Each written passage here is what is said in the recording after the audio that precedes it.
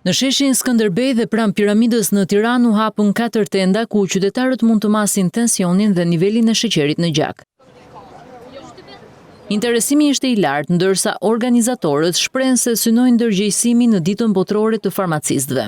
Dhe sot ne dohem që të sensibilizojmë popullatën për rolin e farmacistit në kontrollin e sëmundjeve kronike. Marrin jo vetëm informacion për medikamentet që marrin, por edhe për stilin e jetesës dhe çfarë ndryshimesh duhet bëjnë. Nisma ka marrë dhe mbështetjen e vetë qytetarëve. Shëndetësia të përparoj. Kjo është mesazhi më i mirë. Dhe tjetë shërbim të njerëzve, sa më mirë. Organizimi vijoi në shtëpinë të moshuarve ku dhuruan dhe medikamente.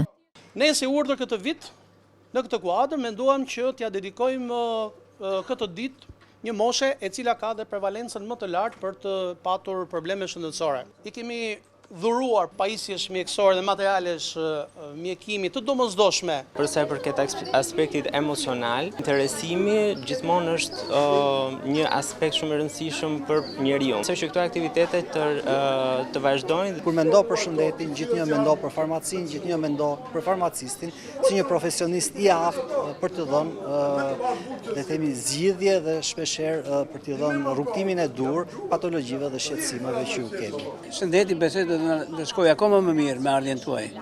Jemi shumë të kënaqur. Jemi të kënaqur, për arsye sepse ju do na gjendeni.